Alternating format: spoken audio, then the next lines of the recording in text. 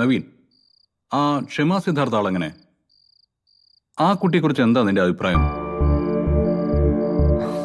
ക്ഷമ ഫിനാൻസ് ഡിപ്പാർട്ട്മെന്റിലായിരുന്നില്ല ചേട്ടായി. ക്രിയേറ്റീവ് സെക്ഷനിൽ ആ കുട്ടിക്ക് കാര്യമായ റോളൊന്നും ഉണ്ടായിരുന്നില്ല. ഞാൻ അതല്ല ചോദിച്ചത്. ആ കുട്ടിയെ നമ്മൾ ഇനിയും സംശയത്തിന്റെ നിഴലിൽ നിർത്തേണ്ട കാര്യമുണ്ടോ? നിനക്കെന്താ തോന്നുന്നത്? അല്ല, എന്താ പെട്ടെന്ന് അങ്ങനെ തോന്നാ? ക്ഷമ അല്ല അത് ചെയ്തതെന്ന് എന്തെങ്കിലും തെളിവ് കിട്ടിയോ ചേട്ടായി? ഡാറ്റ ആ കുട്ടിയുടെ ലാപ്ടോപ്പിൽ നിന്ന് തന്നെയാണ് ഏഞ്ചലിന് സെൻഡ് ചെയ്തത് എന്നത് യാഥാർത്ഥ്യമാണ്. പക്ഷേ അത് ക്ഷമ തന്നെയാണോ ചെയ്തത് എന്ന കാര്യത്തിൽ നമുക്ക് സംശയിക്കത്തക്ക ഒരു തെളിവ് ലഭിച്ചിട്ടില്ല. ക്ഷമയുടെ ലാപ്ടോപ്പ് അവിടെ മറ്റാരും ഉപയോഗിച്ചതായിട്ട് അറിയില്ല. ഞാൻ എലിസബത്തിനോട് നവമിയോടൊക്കെ ഇതേക്കുറിച്ച് അന്വേഷിച്ചിരുന്നു. പക്ഷേ അതിനുള്ള ചാൻസ് തീരെ ഇല്ലെന്നാ എനിക്ക് കിട്ടിയ റിപ്പോർട്ട്. ആ സ്ഥിതിക്ക് ക്ഷമ തന്നെയാവുക ചെയ്തതെന്ന് അല്ലേ?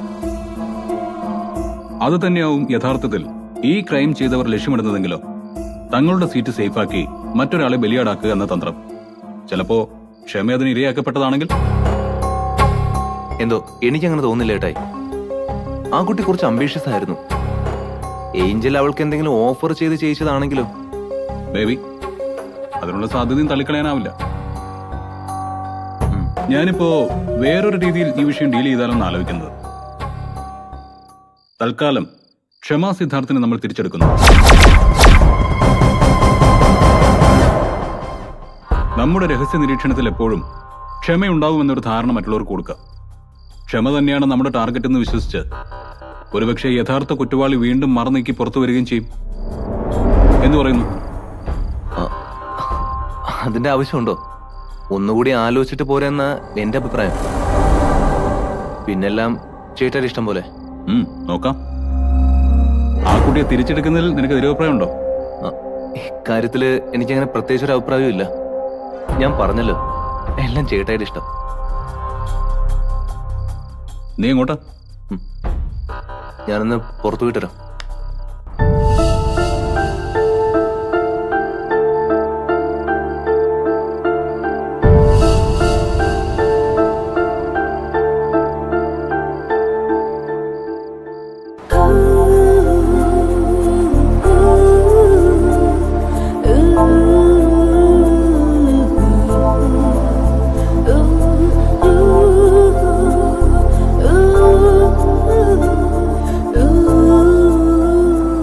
നീ എന്തൊന്നും പറയാത്തത്? ക്ഷമയുടെ കാര്യത്തില് എനിക്ക് നല്ല ടെൻഷനുണ്ട്. ഞാൻ എന്ത് പറയാൻ? അയാളുടെ ഓഫീസ്, അയാളുടെ സ്റ്റാഫ്, അവളെ തിരിച്ചെടുക്കുന്നതും വേണ്ടെന്ന് വയ്ക്കുന്നതും ഒക്കെ അയാളുടെ ഇഷ്ടം. ഇങ്ങനൊരു മറുപടിയല്ല ഞാൻ നിന്റെ അടുത്ത് നിന്ന് പ്രതീക്ഷിച്ചത്. ക്ഷമ തിരിച്ചു വന്നാൽ ഉണ്ടാകാൻ പോകുന്ന പ്രശ്നങ്ങൾ എന്തൊക്കെയാന്ന് നിനക്ക് നന്നായിട്ട് അറിയാലോ. ഒക്കെ എനിക്കറിയാം. പക്ഷെ ആ ബോധ്യം എന്നെക്കാൾ ഉണ്ടാവേണ്ടത് നിനക്കാ. ആ കാര്യത്തിൽ എന്നെക്കാൾ കൂടുതൽ എന്തെങ്കിലും ചെയ്യാൻ പറ്റുന്നതും നിനക്കാ. അതിന് ശ്രമിക്കാതെ സ്കൂൾ കുട്ടികളെ പോലെ കരഞ്ഞു വിളിച്ച് ഇവിടെ വന്ന് എന്നോട് പരാതിപ്പെടുകയല്ല വേണ്ടത്. ഞാൻ അതിന് ശ്രമിക്കുന്നില്ലെന്നാണോ നീ പറയുന്നത്? പക്ഷെ കാര്യങ്ങൾ ഞാൻ വിചാരിക്കുന്ന പോലെ അല്ല നീങ്ങുന്നത്. ആദ്യം അവള് നിന്റെ വീട്ടിൽ വന്നു, ഇന്ന് ഓഫീസിലും.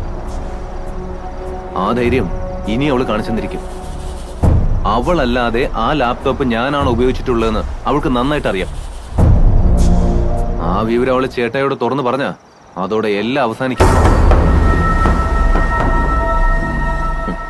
എല്ലാം നീ പറഞ്ഞിട്ടാ. എന്ത് പ്രശ്നം വന്നാലും നിനക്ക് മാനേജ് ചെയ്യാൻ പറ്റുമെന്ന് ഉറപ്പ് തന്നതുകൊണ്ടാ എല്ലാത്തിനും ഞാൻ തയ്യാറായത്. നവീൻ, വാക്കും ഉറപ്പ് എന്റേതാണെങ്കിൽ അതിനൊരു കോട്ടോ സംഭവിക്കില്ല. ഞാൻ ആലോചിക്കുന്നത് ക്ഷമയുടെ കാര്യത്തിൽ അവസാനമായി നമുക്ക് എന്ത് ചെയ്യാൻ പറ്റുമെന്ന്. Angel, what do you mean? നീ പേടിക്കണ്ട. തീർത്ത് കളയാനൊന്നും അല്ല ഞാൻ ഉദ്ദേശിച്ചേ. ക്ഷമ ഇനി ഓഫീസിൽ വരരുത്. അഥവാ വന്നാലും നിന്റെ ചേട്ടായി അവള് കാണാനോ സംസാരിക്കാനോ തയ്യാറാവരുത്. അതിനൊരു വഴി. സാരമില്ല, ഞാനൊന്ന് ആലോചിക്കട്ടെ. വേഗം വേണം, നമ്മുടെ മുന്നിൽ സമയമില്ല. 2 ദിവസം കഴിഞ്ഞാൽ അവള് വീണ്ടും വരും. അവളെ പൂട്ടാൻ എനിക്ക് 2 ദിവസത്തെ സമയമൊന്നും വേണ്ട. വെറും 2 മണിക്കൂർ.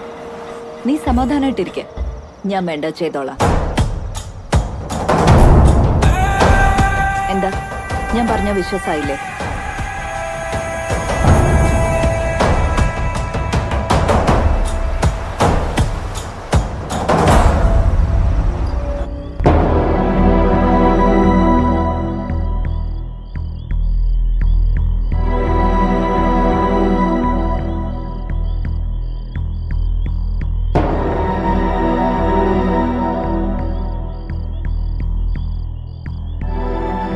നിങ്ങൾക്ക് ഇതെന്ത് പറ്റി? കുറെ നേരമല്ലേ നിൽപ്പ് തുടങ്ങിയിട്ട്. താനെന്താ ചോദിച്ചത്? എന്തോന്നായി ആലോചിച്ചു കൂട്ടുന്നതെന്ന്. ഏയ് ഒന്നുമില്ലടോ. അങ്ങനെ ഒന്നും ഇല്ലാതെയൊന്നും അല്ല. ആ ബഷീർ വിളിച്ചപ്പോ മുതല് നിങ്ങൾ ഇവിടെയൊന്നും അല്ല. ഇതൊക്കെ കണ്ടാ എനിക്ക് മനസ്സിലാവും. ഒറ്റയ്ക്ക് ഇങ്ങനെ മനസ്സിലിട്ട് നീറ്റാണ്ട് കാര്യം എന്താന്ന് വെച്ചാ എന്നോട് പറ സിദ്ധുവേട്ടാ. കടയുടെ കാര്യത്തിൽ ആരെങ്കിലും താല്പര്യപ്പെട്ട് വന്നോ? പലരും അന്വേഷിച്ചു വരുന്നുണ്ട്. പക്ഷെ വിലയുടെ കാര്യത്തിൽ ഒന്നും അങ്ങോട്ട് ഒത്തുവരുന്നില്ല. പൊതുവേ റിയൽ എസ്റ്റേറ്റ് രംഗം ഇപ്പൊ ഭയങ്കര ഡള്ളാണെന്നാ ബഷീർ പറയുന്നത്. നമുക്ക് പത്രത്തിലൊരു പരസ്യം കൊടുത്താലോ? അതുകൊണ്ടൊന്നും വലിയ മെച്ചമുണ്ടാവില്ലടോ. താല്പര്യപ്പെട്ട് വിളിക്കുന്നവര് മിക്കവാറും ഈ ഇടനിലക്കാരായിരിക്കും. അവരൊന്നും നമ്മുടെ വിലയുമായിട്ട് ഒത്തുപോകില്ലെന്നാ ബഷീറിന്റെ അഭിപ്രായം. ഒന്നുകിൽ കുറച്ചുകൂടി ഒന്ന് വെയിറ്റ് ചെയ്യണം, അല്ലെങ്കിൽ ഇപ്പൊ കിട്ടാവുന്നതിൽ വെച്ച് മെച്ചമെന്ന് തോന്നുന്ന വിലയ്ക്ക് ഉറപ്പിക്കാന്നാ ബഷീറിന്റെ ഉപദേശം. അങ്ങനെ മെച്ചപ്പെട്ടെന്ന് തോന്നുന്ന ഒരു വില ആരെങ്കിലും പറഞ്ഞോ? നമ്മൾ ആവശ്യപ്പെട്ട വില തരാൻ ആരും തയ്യാറല്ല. പിന്നെ വാങ്ങാൻ താല്പര്യപ്പെട്ട ഒരാളുണ്ട്. പക്ഷേ എന്താ ഒരു പക്ഷേ? ആരാ ആള്? എത്ര രൂപയാ അവര് പറയുന്നേ? ആളെ നീ അറിയും.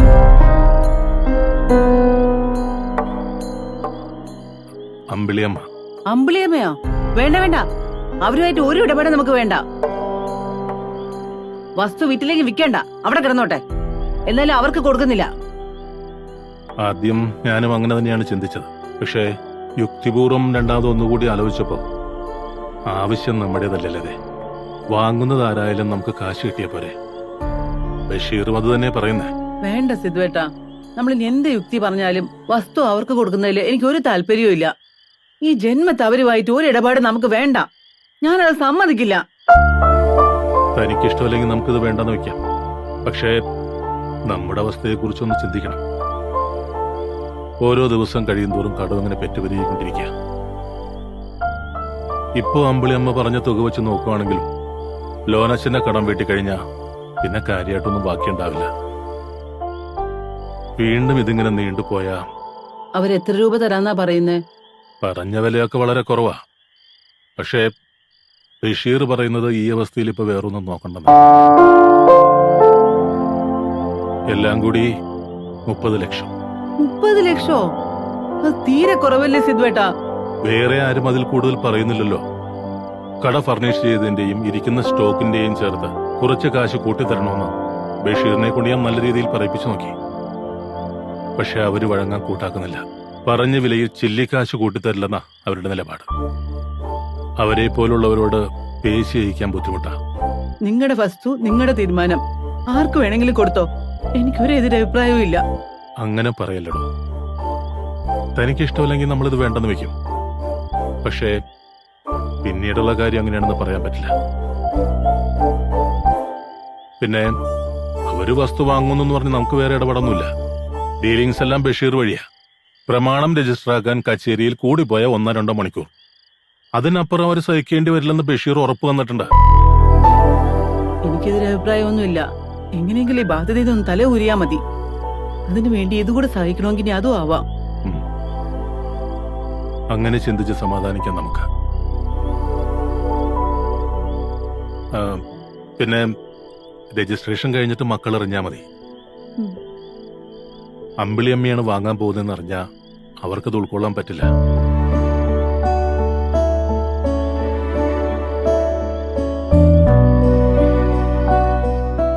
കഴിഞ്ഞില്ല നിന്റെ ഒരുക്കം? ഞാൻ റെഡിയായിട്ട് മണിക്കൂർ 1 ആയി. ചേച്ചി ഇത് എവിടെ പോവാനാ റെഡി ആയത്? അതെന്താ നീ അങ്ങനെ ചോദിച്ചത്? ഇന്നു മുതൽ ഞാനും ഓഫീസിൽ വരുന്നുണ്ടെന്ന് നിനക്കറിയില്ലേ? നിന്ന് കണ്ണു പിടിക്കാതെ വേഗം റെഡിയായിട്ട് വന്നേ. നമുക്കിന്ന് എന്റെ സ്കൂട്ടറിൽ പോവാം. ഇന്ന് ലഞ്ച് എടുക്കണ്ടെന്ന് ഞാൻ അമ്മയോട് പറഞ്ഞിട്ടുണ്ട്. നമുക്കിന്ന് പുറത്തുനിന്ന് കഴിക്കാം. നിനക്കിന്ന് എന്റെ വക ട്രീറ്റ്. എന്താ നീ എന്തോന്ന് മിണ്ടാ നിൽക്കുന്നേ? അല്ല ചേച്ചി, ഇന്നു മുതൽ ജോയിൻ ചെയ്തോളാൻ ചേച്ചിയോട് ആരെങ്കിലും പറഞ്ഞിരുന്നോ? പിന്നെ പറയാതെ കയറി വരാൻ എനിക്ക് വട്ടുണ്ടോ? ആര് പറഞ്ഞു ചേച്ചിയോട് ഇന്ന് തന്നെ ചെന്നോളാൻ? നവീൻ സാർ എനിക്ക് ഉറപ്പ് തന്നെയല്ലേ. പിന്നെ നീയും പറഞ്ഞല്ലേ എത്രയും പെട്ടെന്ന് എനിക്ക് ഇവിടെ ജോയിൻ ചെയ്യാൻ പറ്റൂന്ന്. പിന്നെന്താ നിനക്ക് ഇപ്പൊ ഒരു സംശയം? അല്ല ചേച്ചി, ഞാൻ ഇന്ന് ജോയിൻ ചെയ്യുന്ന കാര്യമല്ല പറഞ്ഞത്. എത്രയും പെട്ടെന്ന് പറഞ്ഞ 1-2 ദിവസത്തിനകം എന്നാ ഞാൻ ഉദ്ദേശിച്ചത്. നവീൻ സാറും അങ്ങനെയാവും ഉദ്ദേശിച്ചത്. ചേച്ചിയുടെ കാര്യത്തിൽ പവൻ സാർ കൂടി ഓക്കെ പറയാതെ നവീൻ സാറിന് മാത്രമായിട്ടൊരു ഡിസിഷൻ എടുക്കാൻ പറ്റില്ല. ചേച്ചിയുടെ കാര്യം ഞാൻ ഇന്നലെ സൂചിപ്പിച്ചപ്പോഴും ഉടനെ ശരിയാക്കാം എന്നല്ലാതെ ഇന്ന് തന്നെ ചെന്നോളം പവൻ സാറ് പറഞ്ഞിട്ടില്ല. അതുകൊണ്ട് ഞാനൊന്ന് വരണ്ടെന്നാണോ മാഡം പറയുന്നത്? അത് പിന്നെ പവൻ സാർ ഒരു തീരുമാനം പറയാത്ത സ്ഥിതിക്ക് ചേച്ചി സ്വന്തം ഇഷ്ടപ്രകാരം അവിടെ വന്നാൽ അത് ഗുണത്തേക്കാളേറെ ദോഷമായി വരുമെങ്കിലോ? ചിലപ്പോ പവൻ സാറിന് അത് ഇഷ്ടമായെന്ന് വരില്ല. ഇഷ്ടാവാത്തത് പവൻ സാറിനോ അതോ നിനക്കോ? എനിക്കറിയാടി, ഞാനവിടെ വീണ്ടും വന്നാ നിനക്കവിടെ ഇപ്പോഴത്തെ പോലെ സ്റ്റാറായി ഷൈൻ ചെയ്യാൻ പറ്റില്ല. അതുകൊണ്ട് എന്റെ വരവ് എങ്ങനെയെങ്കിലും മുടക്കണം. അതിനുവേണ്ടി ഓരോ മുടന്ന ന്യായങ്ങൾ പറയാ. അല്ലാതെ പവൻ സാറും നവീൻ സാറും ഒന്നും അല്ല പ്രശ്നം. നിനക്ക് ജോലി വാങ്ങിത്തന്ന എനിക്കിട്ട് തന്നെ നീ പാര പണിയണം. കൊള്ളാം, നല്ല ബെസ്റ്റ് അനിയത്തി. ചേച്ചി എന്തൊക്കെയാ പറയുന്നത്? ഞാൻ പാര പണിയുന്നോ? ചേച്ചി അവിടെ വരുന്നതിൽ മറ്റാരെക്കാളും കൂടുതൽ സന്തോഷം എനിക്കാ. എന്നിട്ടാണോ നീ ഇങ്ങനെ ഓരോ മുട്ടാപ്പോക്ക് പറയുന്നത്? ഞാൻ പറയുന്നൊന്ന് മനസ്സിലാക്ക ചേച്ചി, പ്ലീസ്. ചേച്ചിയുടെ കാര്യത്തില് പവൻ സാറിനെ കൊണ്ട് ഞാൻ എത്രയും പെട്ടെന്ന് തീരുമാനം എടുപ്പിക്കാം. പറ്റിയാൽ ഇന്ന് തന്നെ. സാർ ഓക്കെ പറഞ്ഞ പിന്നെ ഒരു പ്രശ്നം ഉണ്ടാവില്ല. ഏതായാലും ഇത്രയും നാളെ ചേച്ചി വെയിറ്റ് ചെയ്തില്ലേ, ഇനി 1-2 ദിവസം കൂടി ചേച്ചി ക്ഷമിക്ക്. ഇന്നൊരു ദിവസം കൂടി ഞാൻ വെയിറ്റ് ചെയ്യാം. അതിനുള്ളിൽ എന്റെ കാര്യത്തിൽ ഒരു തീരുമാനം ആയില്ലെങ്കിൽ പിന്നെ വേണ്ട എന്താന്ന് എനിക്കറിയാം. കാരണമില്ലാതെ എന്നെ പിരിച്ചുവിട്ടതിന് കമ്പനിക്കെതിരെ ഞാൻ ലീഗലി മൂവ് ചെയ്യും. പോയി പറഞ്ഞേക്ക് നിന്റെ പവൻ സാറിനോട്.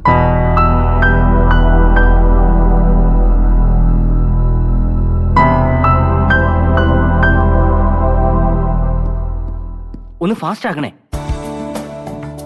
മീര, ഒന്ന് വേഗം വേണേ. കറക്റ്റ് ചെയ്ത് എത്രയും പെട്ടെന്ന് ടേബിൾ എത്തിക്കണമെന്നാ പവൻ സാറിന്റെ ഓർഡർ. കളിച്ചിരുന്ന് കൊടുക്കാൻ സാറിനെ വാങ്ങിച്ചു കൂട്ടരുത്, പറഞ്ഞേക്കാം. താൻ തന്റെ പണി നോക്ക് ജഗു, എപ്പോ കൊടുക്കണമെന്ന് എനിക്കറിയാം. നമ്മളെന്തേലും നല്ലത് പറഞ്ഞു കഴിഞ്ഞാൽ അപ്പൊ തുടങ്ങും മോടാ. അനുഭവിക്കുമ്പോ പഠിച്ചോളൂ, അല്ല പിന്നെ. ഇതെന്തോറ്റ ജഗുച്ചേട്ടാ, വാല് തീ പിടിച്ച പോലെ ഇത് എങ്ങോട്ടാ? ഒന്നും പറയണ്ടതയാ, പവൻ സാർ ആകെ ചൂടില്ല. വന്ന ഉടനെ കണ്ണീ കണ്ടവരെല്ലാം ഒരു റൗണ്ട് ഫയറിങ്. കൂട്ടത്തെ എനിക്കും കിട്ടി, അതിന്റെ സന്തോഷത്തിലാ. പവൻ സാറിന് നേരത്തെ എത്തിയോ? പുള്ളി ആകെ വട്ടി പിടിച്ചിരിക്കുന്ന തോന്നുന്നു. രാവിലെ ക്രിയേറ്റീവ് ടീമിന്റെ മീറ്റിംഗ് ഉണ്ട്. സാറ് വന്ന് നോക്കുമ്പോ ഒറ്റയാളും പഞ്ച് ചെയ്തിട്ടില്ല. പിന്നെ പറയണോ പുകില്. നവീൻ സാർ വന്നേ പിന്നെയാ പുള്ളി ഒന്ന് തണുത്തത്. സാർ എന്നെ അന്വേഷിച്ചോ ജഗുചേട്ടാ? ആ, ഈ ബഹളത്തിനിടെ കുട്ടിയുടെ കാര്യം ഓർത്ത് കാണത്തില്ല, അല്ലേ എവിടെയും കിട്ടിയേനെ. ഭാഗ്യം. ആ, ദേ വിളിക്കുന്നു. നവീൻ സാറാ. Hello sir. ആ, ഗുഡ് മോർണിംഗ്. ദേ ഓഫീസിലെത്തിയോ? എത്തി സർ. രാവിലെ ചേട്ടായി ക്രിയേറ്റീവ് ടീമിന്റെ മീറ്റിംഗ് വെച്ചിട്ടുണ്ട്. ഉവ്വ്, ജഗുചേട്ടൻ പറഞ്ഞു ഞാൻ പവൻ സാറിനെ കാണാൻ പോവാണ് സർ. അതിനു മുമ്പ് ദേ ഇങ്ങ് വരും, ഒരു കാര്യം സംസാരിക്കാനുണ്ട്. ശരി സർ. ഹലോ, എന്താ? നവീൻ സാറിനെ കാണാൻ അപ്പൊ പറഞ്ഞു. തന്റെ കാര്യം സേഫായി. രാവിലെ പോയി പുലിമടയെ കഴുത്ത് കെട്ടേണ്ടി വന്നില്ലല്ലോ. ആ, ചെല്ല്.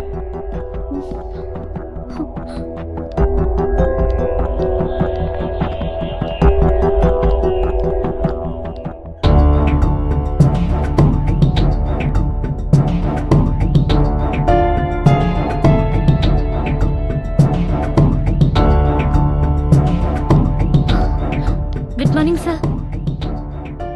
ആ, മോർണിംഗ്. ആഹാ, ദേ ഇന്ന് പതിവിലും സ്മാർട്ട് ആയിട്ടുണ്ടല്ലോ. Thank you sir. എന്താ സർ വിളിച്ചത്? വിളിപ്പിച്ചതിന്റെ ഉദ്ദേശം ദേയ്ക്ക് മനസ്സിലായിട്ടുണ്ടാവുമെന്നാ ഞാൻ കരുതിയത്. ആ, JC വേണ്ടി നമ്മൾ ചെയ്യാൻ പോകുന്ന ആഡിന്റെ സ്റ്റോറി ഇന്ന് ഫിക്സ് ചെയ്യുമെന്ന് ദേയ്ക്ക് അറിയാലോ. സർ. അപ്പോ പിന്നെ നമ്മുടെ ഭാഗത്തുനിന്ന് ഉണ്ടാവേണ്ട അടുത്ത മൂവ്മെന്റ് എന്തായിരിക്കണമെന്ന് ദയോട് പ്രത്യേകിച്ച് ഞാൻ പറയേണ്ട ആവശ്യമില്ലല്ലോ. Do you get me? നമ്മുടെ ക്രിയേറ്റീവ് ടീം തയ്യാറാക്കിയ 6 സ്റ്റോറികളാണ് ചേട്ടായി ഇന്ന് ഡിസ്കഷന് വെച്ചിരിക്കുന്നത്. അതിൽ ഏറ്റവും മികച്ച സ്റ്റോറി ഫൈനലൈസ് ചെയ്യും. അത് ഏത് സ്റ്റോറിയാണെന്ന് കൺഫേം ചെയ്താലുടൻ ആ ഫയല് ദേ എനിക്ക് ഫോർവേഡ് ചെയ്യണം, including each and every details. Sorry sir, എനിക്കതിന് കഴിയുന്ന തോന്നുന്നില്ല. വൈ? എന്തുകൊണ്ട് കഴിയില്ല? ചോദിച്ചത് കേട്ടില്ലേ? എന്തുകൊണ്ട് തനിക്കത് പറ്റില്ലെന്ന്? ബുദ്ധിമുട്ടാണെന്നോ അതോ ഞാൻ പറയുന്ന അനുസരിക്കാൻ ദയ തയ്യാറല്ലെന്നോ? സർ പ്ലീസ്, ദയവ് ചെയ്ത് എന്റെ അവസ്ഥ ഒന്ന് മനസ്സിലാക്കൂ. ഐ എം സോറി, ഇവിടെ ആരുടെയും പേഴ്സണൽ സെന്റിമെന്റ്സിന് ഒരു സ്ഥാനവുമില്ല. എനിക്ക് തന്റെ അവസ്ഥയേക്കാൾ പ്രധാനപ്പെട്ടതാണ് കമ്പനിയുടെ അവസ്ഥ. അതിനെ സുരക്ഷിതമാക്കാൻ വേണ്ടി എന്ത് റിസ്കിനും ഞാൻ തയ്യാറാവും. എന്റെ കൂടെ ഉള്ളവരും അങ്ങനെ തന്നെ വേണമെന്ന് എനിക്ക് നിർബന്ധമുണ്ട്.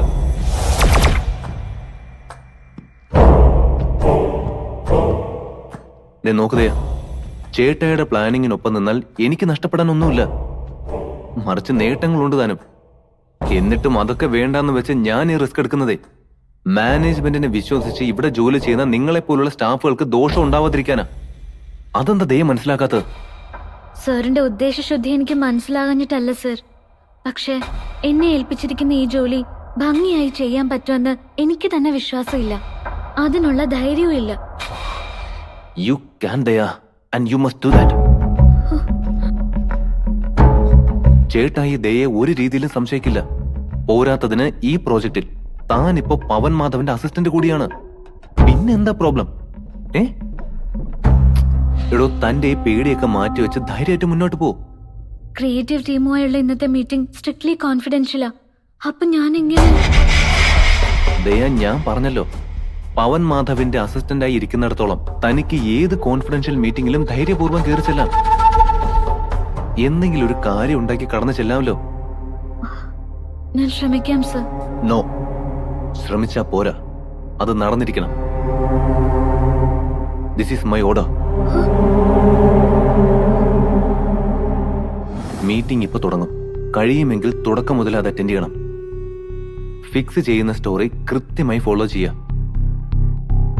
ഒരു അവസരം ഉണ്ടാക്കി അതിന്റെ ഡീറ്റെയിൽസ് ഫോട്ടോ എടുത്ത് എനിക്ക് സെൻഡ് ചെയ്യണം. ഇൻ കേസ് ഫോട്ടോ എടുക്കാൻ അവസരം കിട്ടിയില്ലെങ്കിൽ കൺഫേം ചെയ്യുന്ന സ്റ്റോറി ലൈൻ ഒന്ന് ഓടിച്ചു നോക്കുക. തനിക്ക് ഭയങ്കര ഫോട്ടോ മെമ്മറി ഇല്ലേ? അതെല്ലാം ഓർത്തു വെച്ച് പിന്നീട് എന്നോട് ഒന്ന് ബ്രീഫ് ചെയ്താൽ മതി. എന്താ, അത് പറ്റില്ലേ?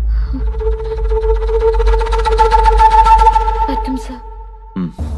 Okay, good luck. Carry on.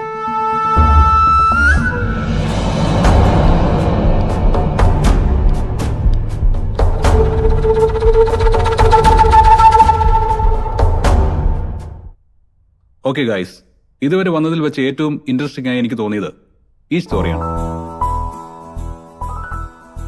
പഠിക്കാൻ മിടുക്കനായിട്ടും പുസ്തകം വാങ്ങാൻ കാശില്ലാതെ വിഷമിക്കുന്ന ഒരു കുട്ടിയും അവന്റെ ഫാമിലിയും. ക്രിസ്മസ് ഈവിൽ അവന്റെ മുന്നിൽ പ്രത്യക്ഷപ്പെടുന്ന സാന്റ, അവന് കിട്ടുന്ന സമ്മാന പൊതിയിൽ നമ്മുടെ ലേണിംഗ് ആപ്പ്. മറ്റൊരു ക്രിസ്മസ് ദിവസം അവനെ ഒരു ഡോക്ടറായി കണ്ടുമുട്ടുന്ന Santa. Very good, brilliant idea. ഇത് ആരുടെ ഐഡിയ ആണ് പ്രവീണ? എന്റെ തന്നെ ഐഡിയാണ് sir. Proud of you. You have done a great job. Thank you sir, thank you so much. ഇതാണ് ഇത്ര വലിയ ഐഡിയ. ക്ലീശ സാധനം. ഇതിലും നല്ലത് ഞാൻ പറഞ്ഞ പൊട്ടത്തരായിരുന്നു. എന്താ ദയാ, തനിക്കെന്ന് തോന്നുന്നു? വളരെ കൗതുകം തോന്നുന്ന ഒരു ത്രണ്ടല്ലേ? Yes sir, it's very interesting. അപ്പോ നമുക്കിത് ലോക്ക് ചെയ്യാം. കുട്ടികൾക്ക് വളരെ അട്രാക്റ്റീവായി തോന്നുന്ന ഒരു ഫാന്റസി എലിമെന്റ് ഉണ്ട് ഇതിൽ. സ്ക്രിപ്റ്റിൽ അത് വേണം നമുക്ക് ഹൈലൈറ്റ് ചെയ്യാൻ. ഞാനും ആ എലമെന്റ് തന്നെയാ ഫോക്കസ് ചെയ്യുന്നത് സർ. Very good. എല്ലാവരും ഇതിന്റെ ഒരു റഫ് സ്റ്റോറി ബോർഡ് ഉണ്ടാക്കട്ടെ, എന്നിട്ട് നമുക്കൊന്നിരിക്കാം. ഓക്കെ? Okay sir. ദയാ, ഈ ഫയലിന്റെ ഫോട്ടോ കോപ്പി എല്ലാവർക്കും ഇഷ്യൂ ചെയ്യണം. ആൻഡ് മേക്ക് ഷുവർ നമ്മുടെ ടീം മെമ്പേഴ്സിനല്ലാതെ വേറെ ആർക്കും ഇത് ഹാൻഡ് ഓവർ ചെയ്യരുത്. ഓക്കെ? Okay sir. എന്നാ ഇപ്പൊ തന്നെ കോപ്പി കൊടുത്തേക്കും. ഒറിജിനൽ എന്റെ ടേബിളിൽ ഉണ്ടാവണം. ശരി സർ. ഓക്കെ ഗൈസ്, അപ്പൊ നമുക്ക് സ്ക്രിപ്റ്റുമായി കാണാം. ശരി സർ, താങ്ക് യു.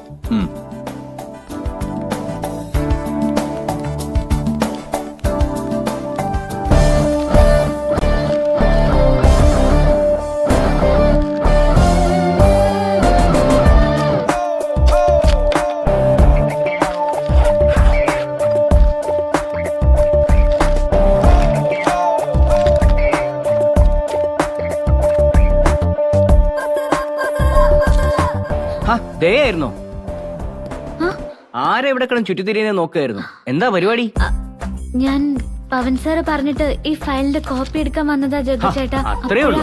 ഇതാണോ വലിയ കാര്യം? അതിങ്ങനെ ഞാൻ ഇപ്പൊ കോപ്പി എടുത്ത് കൈ തരാം. അയ്യോ വേണ്ട, ഞാൻ എടുത്തോളാം ജഗ്ഗു ചേട്ടാ.